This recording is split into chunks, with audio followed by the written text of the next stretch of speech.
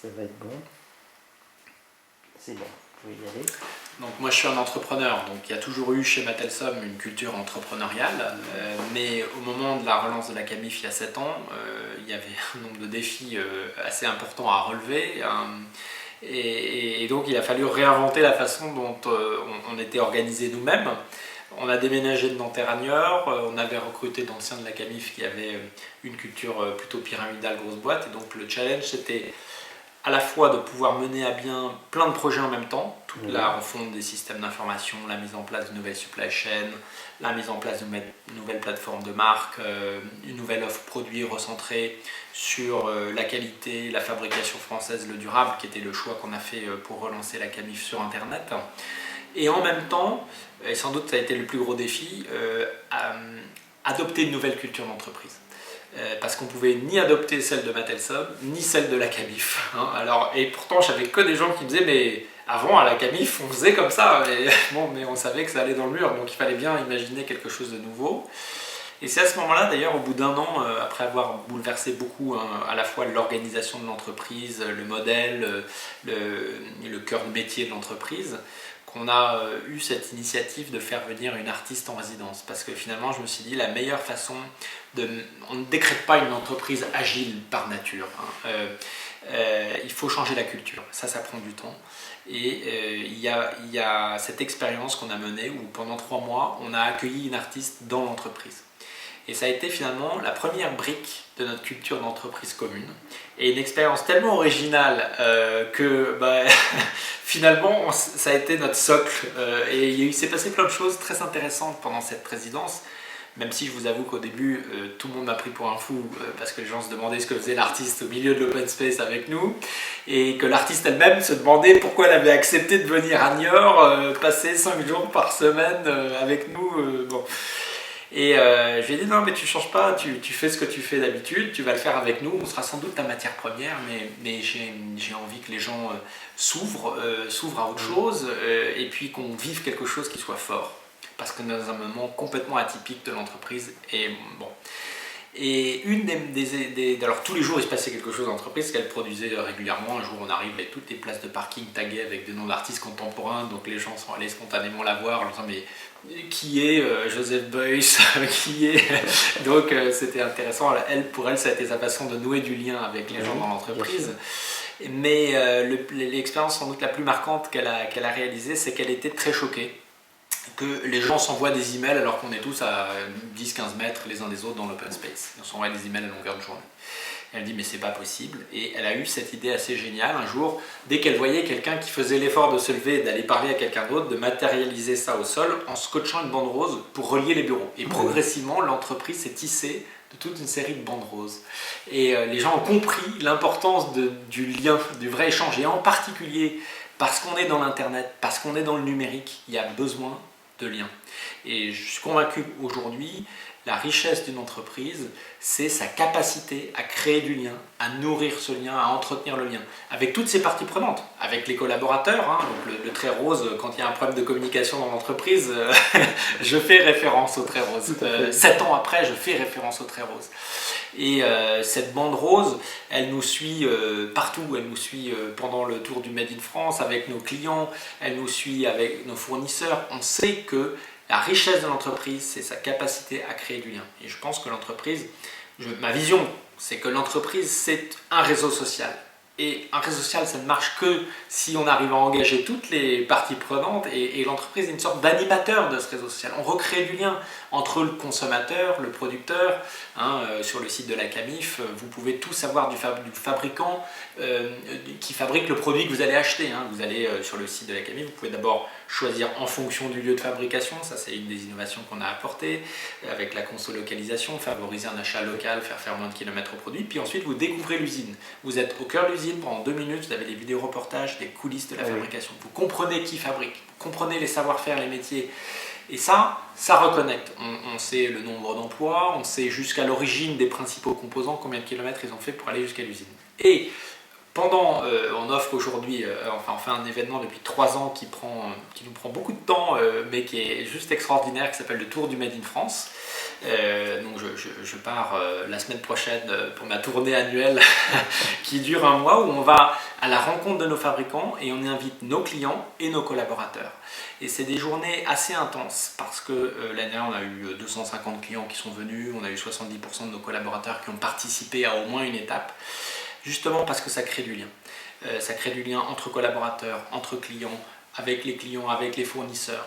Et donc le matin, il y a la découverte des métiers, des usines, des ouvriers qui ne voient jamais un client, ils voient tout soudainement 50 personnes qui s'intéressent à ce qu'ils font. Donc ça crée aussi beaucoup de fierté, ce qui est important. Et après le déjeuner, qui est un moment convivial, on fait des ateliers créatifs où on fait travailler ensemble des ouvriers du fabricant qu'on visite, des clients de la Camif et des collaborateurs de chez nous. Et là, on imagine ensemble les produits de demain. Donc ça, c'est assez extraordinaire parce que c'est vraiment un processus d'innovation ouverte qu'on a mis en place. D'ailleurs, on va vraiment mettre l'accent du Tour du Made in France cette année sur spécifiquement l'innovation parce qu'on s'est rendu compte que ça marchait. L'année dernière, en 2014, lors de la première édition du Tour, on a imaginé avec les groupes de travail comme ça, collaborateurs, ouvriers et clients, un bureau connecté, dans lequel on peut poser son téléphone portable, recharger son téléphone, avoir de la lumière, avoir de la musique, pouvoir écouter sa musique au bureau, tout ça sans fil, sans rien. Et on a fait le prototype, on l'a remontré à l'édition 2015 du Tour du Made in France. Et là, on a fait travailler les groupes autour de comment on pouvait améliorer le prototype. Donc il y a eu en une séance de 2 heures, je crois qu'on a gagné 1 an sur le développement produit. Parce qu'il y avait toutes les parties qui avaient travaillé sur toutes les parties prenantes qui avaient travaillé sur le projet qui étaient là et qui ont découvert qu'en fait il y avait plein de choses encore à améliorer. Et on a même fixé le prix. Et donc c'est devenu le best-seller du rayon bureau l'année dernière. Donc ça montre que ce processus d'innovation ouverte où on engage les parties prenantes, où en plus c'était des moments extrêmement conviviaux, sympathiques, quand les collaborateurs rentrent du tour, ils ont la banane et quand ils s'expriment au point du lundi, parce qu'on fait un point du lundi chaque semaine où tout le monde peut intervenir et parler d'un sujet qui l'a marqué ou qui l'a frappé et qui témoigne de ce qu'ils ont vu ou ce qu'ils ont fait autour du Made in France.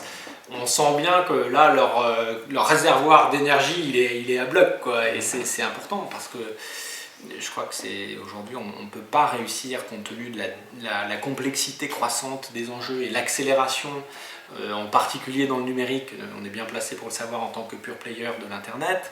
On ne peut pas réussir si on n'engage pas toutes les parties prenantes et en particulier tous nos collaborateurs dans la réussite du projet de l'entreprise. Absolument. Et alors les clients, vous les engagez non seulement au niveau du design des produits, mais aussi comme vendeurs, quelque part, en engageant ces clients à recevoir. On a lancé cette année une innovation qui s'appelle la Camif près de chez vous, où en fait on invite, le dernier frein à lever pour l'achat en ligne, c'est pouvoir voir, essayer et toucher le produit. Alors là, on invite des internautes chez d'autres clients de la Camif qui vont les accueillir et chez qui ils vont pouvoir vraiment voir, essayer, toucher le produit. Et puis échanger avec un vrai client, non pas un vendeur, parce qu'en fait aujourd'hui, de toute façon, les gens ils savent tout du produit qu'ils veulent acheter, puisqu'ils ont sur camif.fr toute l'information. Mais là, ils vont parler avec un vrai utilisateur du produit. Et ils vont pouvoir l'essayer, et ils vont pouvoir voir non pas un produit neuf, mais un produit qui a déjà 3-4 ans, et donc la qualité, ils vont la toucher du doigt.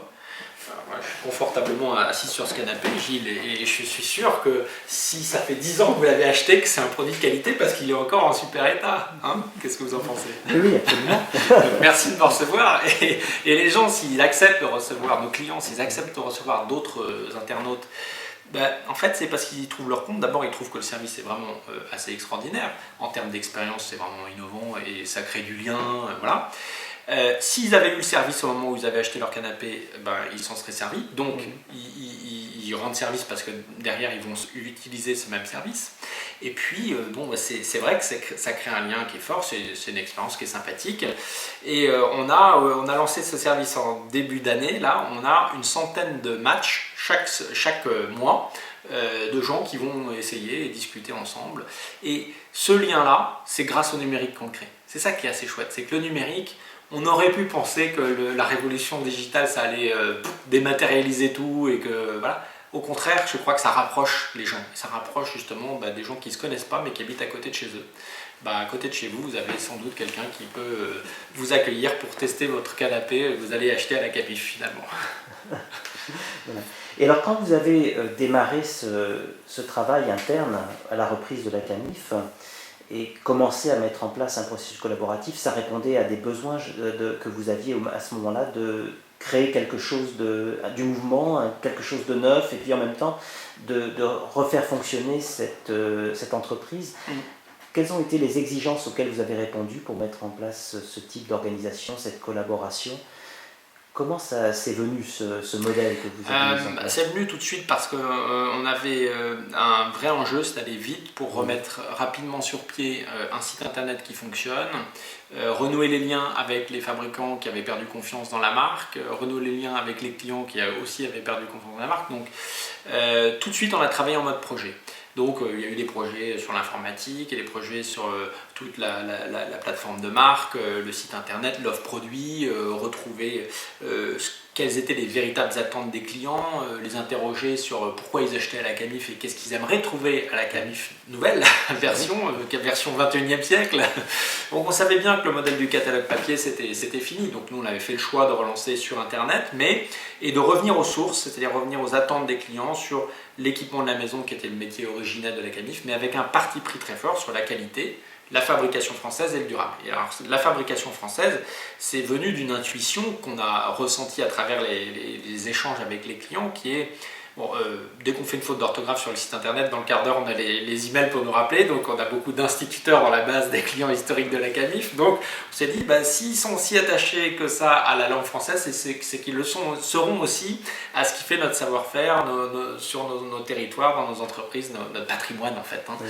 Et donc on a lancé on a trouvé ce modèle finalement, qui fait le lien entre les attentes des clients historiques et donc qui donne du sens aux clients historiques et en même temps quelque chose qui nous permet d'être suffisamment différents parce que quand vous repartez de zéro, vous devez avoir une proposition de valeur très très claire. Alors le collaboratif, il n'est pas né tout de suite comme ça en claquant des doigts, il est né d'abord de 3 ans en mode projet intense où chacun était sur ses projets, travaillait en équipe en mode projet. Et puis progressivement, on est arrivé à une organisation où l'information circule. Ça c'était d'abord le choix de se mettre dans l'open space. Mon idée c'était qu'il n'y ait pas de cloison pour que ça circule le mieux possible, mais où l'information est partagée, où on a une grande transparence, que ce soit sur le site internet avec les clients où on affiche jusqu'à l'origine des composants et combien de kilomètres ils font pour aller jusqu'à l'usine, mais aussi avec les collaborateurs. On a aujourd'hui un reporting qui est partagé, qui est collaboratif. Il y a 2/3 de l'entreprise qui contribuent au reporting chaque mois. C'est un reporting complet, il fait 100 pages, il y a tout et il est distribué à tout le monde. Donc tout le monde a le même niveau d'information. Les collaborateurs, mais aussi les banquiers et les actionnaires. Ce qui met tout le monde sur le même pied d'égalité et qui permet aussi de diffuser progressivement la culture, les indicateurs clés, ce sur quoi il faut que l'entreprise progresse, etc. Et le mode collaboratif, finalement, aujourd'hui, c'est celui qui répond le mieux à une entreprise qui doit en permanence expérimenter, parce que l'accélération fait qu'on doit expérimenter tout le temps, et se planter souvent mais vite. On expérimente beaucoup avec nos propres fabricants et avec nos collaborateurs. Par exemple, on est sur un projet là d'upcycling. On travaille depuis 2 ans avec une structure d'insertion à développer des gammes de meubles entièrement issus de vieux meubles récupérés dans les bureaux ou dans les entreprises.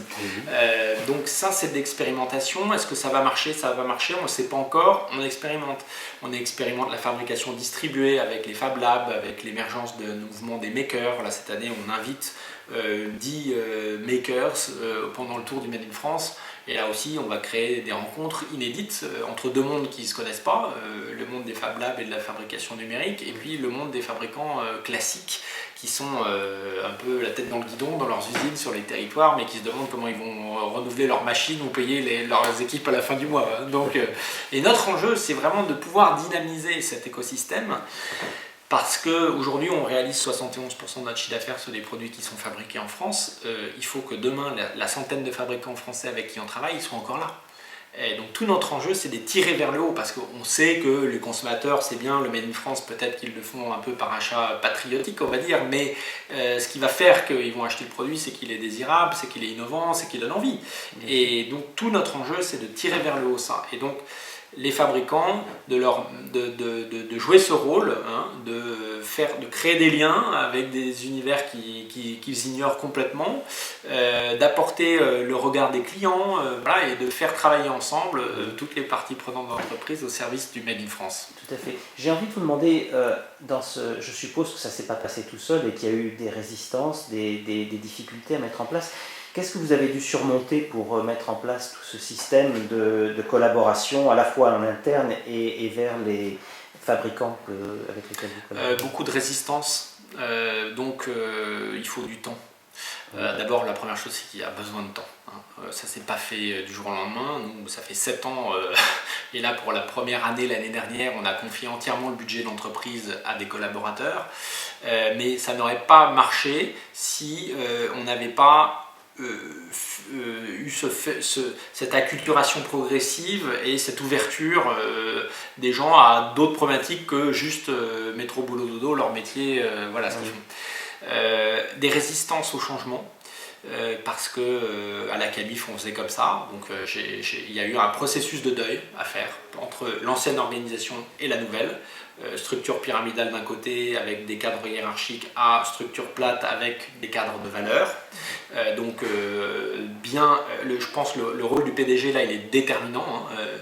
Pour moi, PDG ça veut dire prof de gym, et ça veut dire on doit entraîner les équipes à bouger, à s'investir dans des projets et faire beaucoup de sollicitations pour que finalement les gens s'habituent à s'investir dans d'autres projets et à trouver du sens finalement et à y trouver goût, mais ça ne se fait pas du jour au lendemain. La première édition du Tour de Made in France en 2014, il y avait peut-être un collaborateur sur 2 qui est venu. Hein. Là, cette année, la troisième, on a fait les inscriptions la semaine dernière, on est à 90% de gens qui veulent venir.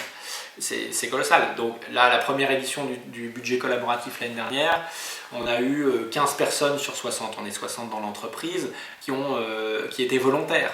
Je suis certain que l'année prochaine, on sera peut-être à la moitié de l'entreprise qui voudra. Après, on sélectionne, on fait voter. Donc, on a eu 9 personnes qui ont été élues par toute l'entreprise pour faire toute la feuille de route, le budget, etc. Donc, la résistance au changement.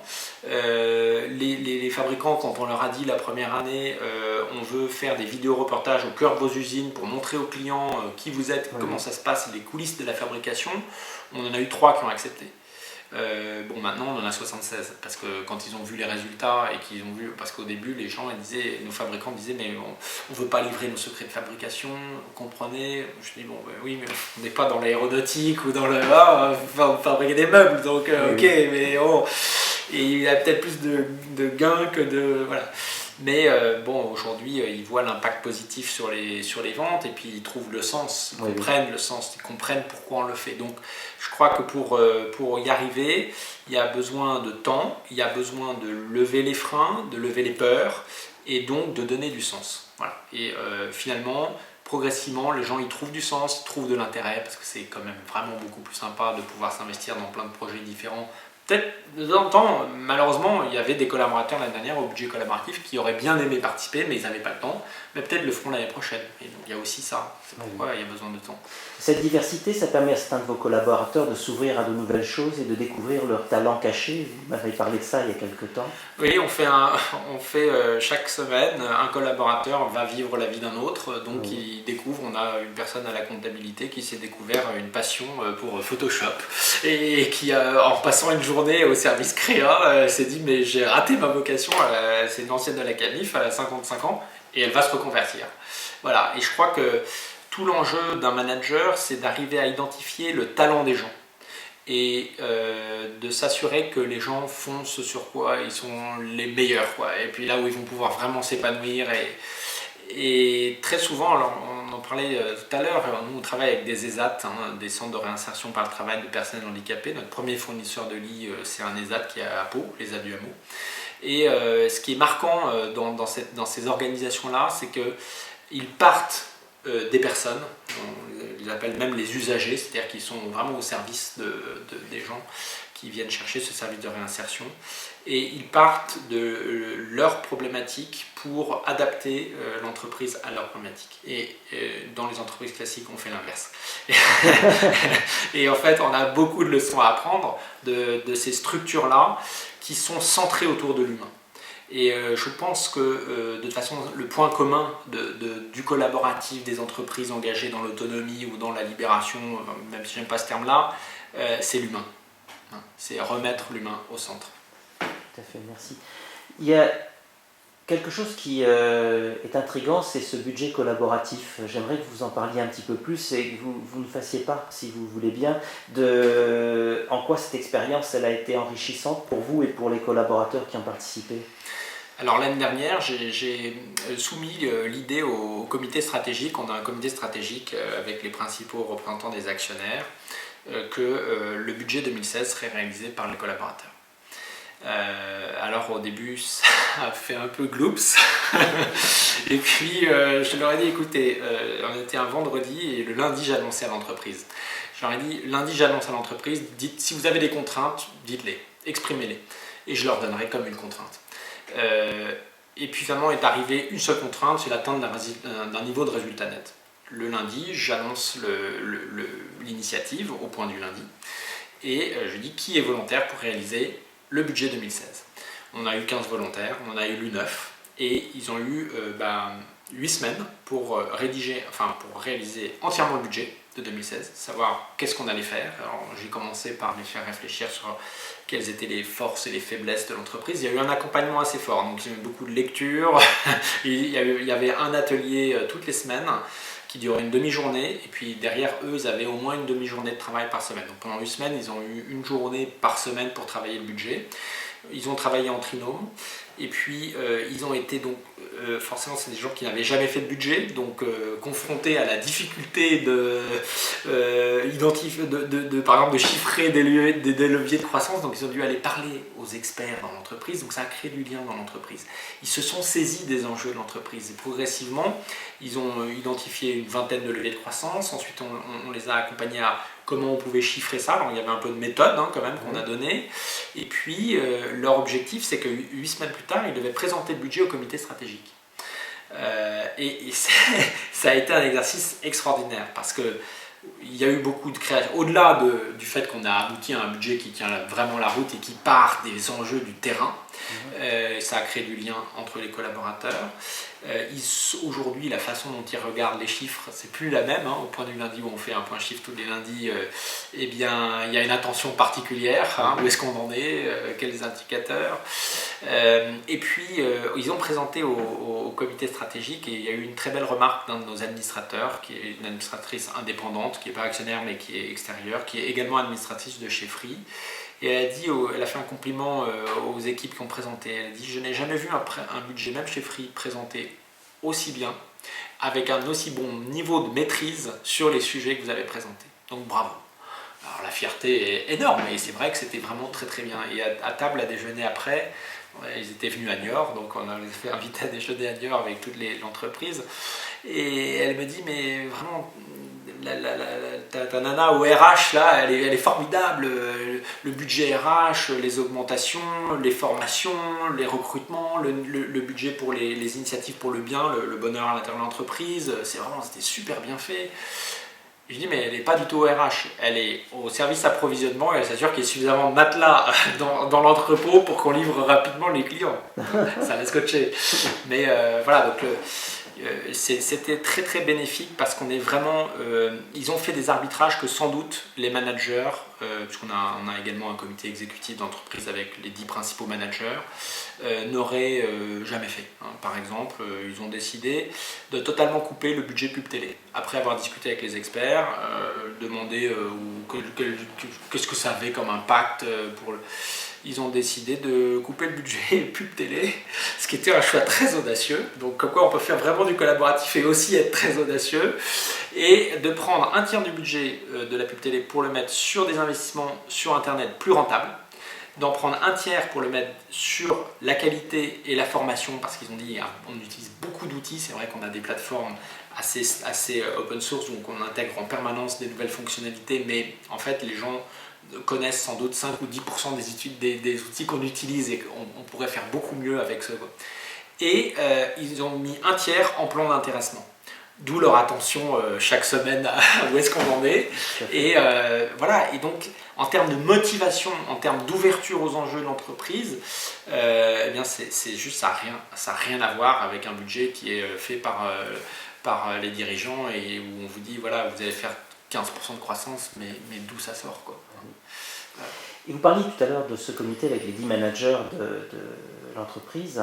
Comment eux vivent-ils cette transformation de l'entreprise et comment ont-ils été accompagnés éventuellement, soit par vous, soit par des gens extérieurs, à transformer leur propre approche de management? On en parle beaucoup, parce qu'on a un polygone, donc c'est notre petite réunion bimensuelle qu'on organise, qui est faite d'ailleurs de manière tournante, donc qui est animée d'un polygone sur l'autre par quelqu'un de différent. Et on en parle beaucoup. Il y avait une grande crainte quand j'ai annoncé le budget collaboratif aussi au polygone, mais c'est à nous de faire le budget, on est payé pour ça. Et la crainte c'était mais ils vont passer à côté de tous les sujets, si tu te rends compte Emery, si les gens élisent que des gens de la compta, on va avoir un budget qui n'aura aucun sens. Et je dis mais faites confiance aux équipes. L'entreprise il y a suffisamment d'intelligence dans l'entreprise pour qu'on n'élise pas que 9 personnes de la comptabilité. C'est juste pas possible. Bien sûr que ça va être assez équilibré, et ça a été très équilibré. Et ensuite, je lui dis, mais moi, je vous fais confiance sur le fait que si à un moment donné, il y a un projet très important ou un sujet très important qui n'a pas été abordé par les équipes ou pas vu par les équipes, ben, vous puissiez le remonter. Vous allez pouvoir participer. Vous allez devoir d'ailleurs vous assurer qu'ils ont bien pu avoir accès aux experts, qu'il y ait eu des réunions et des discussions. C'est ça votre rôle, c'est ça votre rôle, c'est ça que j'attends de vous. Pas que vous décidiez les choses, laissez-les, vous verrez, et faites confiance. Et le processus, ils étaient à toutes les réunions aussi, pas d'ailleurs tous à toutes les réunions, et donc ils ont accompagné ce processus-là. Ils étaient plus en mode accompagnement qu'autre chose. Et in fine, les collaborateurs qui ont participé au budget, alors on a évalué, on les a fait évaluer l'exercice, est-ce qu'ils trouvaient ça intéressant, parce que dans les entretiens annuels, on fait évaluer toutes les initiatives collaboratives qui sont lancées par l'entreprise. Les gens qui ont participé au budget, 95% sont hyper contents de l'avoir fait et voudraient le refaire l'année prochaine. Bon, et on leur a dit, l'année prochaine, on fera le même processus, donc si vous êtes élu, formidable, mais si vous n'êtes pas élu, vous passerez notre tour. Il faut un peu faire tourner les choses. Et les managers, comme le comité stratégique, eh bien, ils ont reconnu que ça a été un exercice très bénéfique pour leurs équipes, pour l'entreprise. Le résultat du premier trimestre, c'est x6 de résultat net par rapport à l'année dernière. Ah oui. Donc, ouais, ça marche. Tout ce modèle que vous avez mis en place à la CAMIF, j'ai l'impression qu'il est né par émergence naturelle au fur et à mesure des enjeux, de l'apprentissage et de peut-être des erreurs que vous avez faites et que vous avez petit à petit résolues. Ou est-ce que vous avez au contraire été accompagné, ça a été le fruit d'un accompagnement avec des techniques ? Non, il n'y a pas eu d'accompagnement et de technique appliquée. Moi, j'ai un modèle de management très intuitif parce que j'ai démarré ma boîte à 24 ans et je n'avais pas de modèle en tête. J'ai toujours fait confiance à mon intuition et je pense qu'on fait d'ailleurs jamais assez confiance à son intuition. Donc ça a été intuitif et c'est aussi le fruit de nombreux tâtonnements, expérimentations, parfois échecs, qui fait que progressivement on adopte ce modèle. Ouais. Comment est-ce que vous organisez justement l'apprentissage sur ces échecs dans l'entreprise? Est-ce qu'il y a quelque chose qui est fait pour ça? Une sorte de cercle En fait, les initiatives, elles sont au point du lundi, ça dure une demi-heure. Il y a 3 minutes 30 sur les chiffres, et ensuite c'est des gens qui interviennent sur des projets sur lesquels ils travaillent, sur des difficultés qu'ils ont. Et donc il y a un partage, on va dire, assez collectif des difficultés qu'on peut avoir et des échecs qu'on peut rencontrer. mais aussi des initiatives qui sont... Le Tour du Made in France, par exemple, est né sur le réseau social de l'entreprise en 2013. Il y a une personne à l'informatique qui était fan de vélo et qui a dit pendant le Tour de France, il faudrait qu'on fasse un zoom à chaque étape des fabricants avec qui on travaille. Et ça a rebondi comme ça, et puis un jour, ils ont dit on va faire le tour, et ils m'ont dit Emery, on va te prendre un vélo, c'est toi qui vas faire le Tour de France, et on va faire le tour du Made in France, et on va y inviter nos clients et tout ça, et nos collaborateurs. Bon, voilà.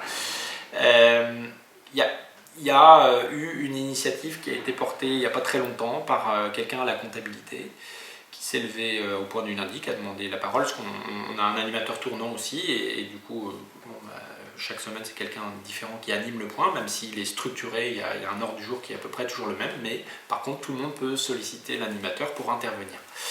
Et elle a dit, en fait, depuis 7 ans, c'est toujours la comptabilité qui distribue le courrier, qui ouvre et qui distribue le courrier. Et en fait, nous on propose que ce soit à tournant. Donc, est-ce que vous êtes d'accord pour que chaque semaine ce soit une table différente de l'entreprise qui vienne ouvrir et distribuer le courrier? Parce que finalement, c'est pas une tâche passionnante et il n'y a pas de raison que ce soit toujours nous qui le fassions pour tout le monde. Du jour au lendemain, ça a été adopté. Et depuis 6 mois, on fait le courrier de manière tournante. Alors, comme moi, en plus, je change de table. Je ne choisis pas ma table en fonction de si elle fait le courrier de la semaine ou pas, mais voilà, donc c'est... Et puis il y a des choses qui marchent pas, mais les apprentissages font que ça nous met sur d'autres voies, et puis in fine, ça fait marcher d'autres choses. Donc on se nourrit beaucoup de l'échec. Le domaine RH, il a un nom particulier chez vous? Notre responsable des RH, il s'appelle le responsable du rendre heureux, mais... Oui. Et est-ce que ça a changé chez vous, la fonction RH, ce mode d'organisation coopérative chez vous? Le mode d'organisation collaboratif, bien sûr, il fait évoluer la fonction RH. D'ailleurs, on a un cercle qu'on a mis en place sur le bien, où il y a 5 collaborateurs qui contribuent à développer des initiatives pour améliorer le bien-être au travail. Donc là, la semaine prochaine, on a des vélos qui arrivent, brandés Camif, mais pour inciter nos collaborateurs à venir davantage en vélo, parce qu'on pense que c'est bien pour la planète, mais aussi pour leur santé. Et c'est ce petit groupe de travail qui a initié ça. Et en fait, je pense que le RH aujourd'hui, il ne peut plus travailler isolé et seul dans son coin, il travaille forcément avec les gens, donc il travaille beaucoup plus en accompagnement des managers et aussi en écoute. Je pense que et ça c'est une des choses qu'on fait au point du lundi, c'est que je dis aux managers, écoutez tous les signaux faibles, parce qu'on est tous ensemble là, et on peut voir des petites réactions, parfois elles ne sont même pas exprimées, mais c'est juste des petites réactions comme ça. Écoutez-les, et ensuite on les travaille, et on les travaille dans le cercle du bien ou dans le cercle du polygone, peu importe, mais on les travaille. Et c'est très important d'être attentif. Voilà. Je pense que nous on a 3 valeurs dans l'entreprise, c'est l'audace, l'attention et l'agilité. Le triple A. Ça fait plaisir de banquier quand on leur dit qu'on est triple A. Et ce fonctionnement par cercle, c'est un fonctionnement où les représentants des cercles, comme le polygone, sont des représentants élus ou sont des représentants de droit dans ces cercles? Moi, au polygone, je suis un peu un cas atypique, parce que en tant que PDG et prof de gym, j'ai animé longtemps les polygones, mais à un moment donné, j'ai rendu ma mission et j'ai dit c'est à tous en fait d'animer. Donc on va faire l'animation tournante. Et en fait, on a appliqué cette animation tournante qu'on avait expérimentée au polygone aux autres cercles de l'entreprise. L'année dernière, on a eu un échec dans un recrutement important. On voulait structurer davantage l'offre et on avait décidé de faire venir quelqu'un d'IKEA parce qu'on s'est fixé comme ambition d'avoir détrôné IKEA dans 25 ans. Ce qui laisse une génération suffisante de temps. Et donc on avait trouvé bon de recruter quelqu'un d'IKEA pour nous apporter de la méthode et pour diriger le service offre. Ça a été une erreur, ça n'a pas marché.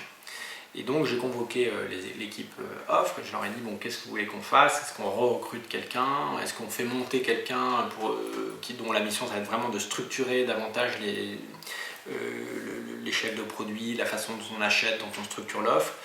Ou finalement, est-ce que vous proposez autre chose? Et donc ils sont revenus au bout de 2 semaines, ils avaient échangé ensemble et ils ont dit non, on n'a pas besoin d'avoir un directeur de l'offre ou un machin, on va mettre en place ce que vous avez mis au Polygone, une organisation tournante, avec une réunion toutes les 2 semaines, animée de manière tournante par chacun dans l'offre.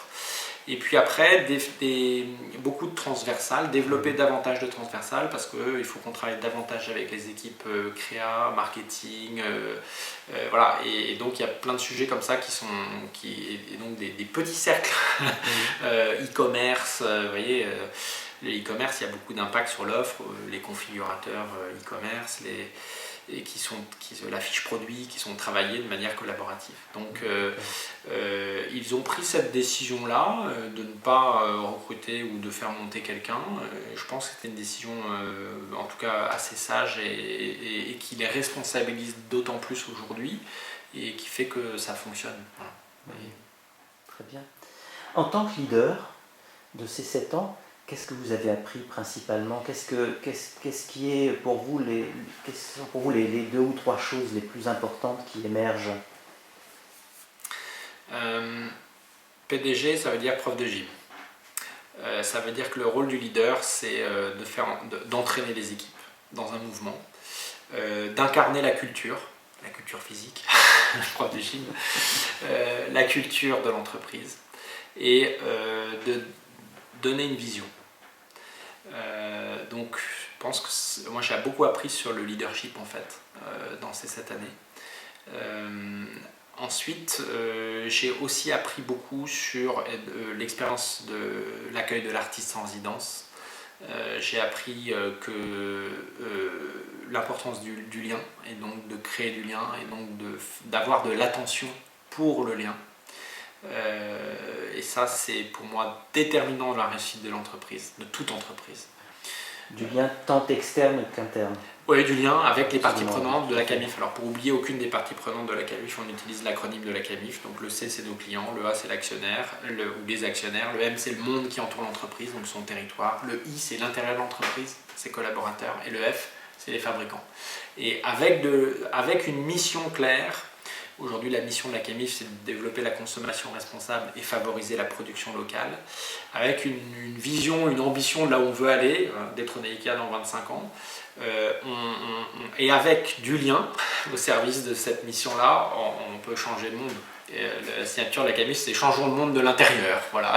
Donc, changeons le monde de l'intérieur. Très bien, un grand merci. Je voulais faire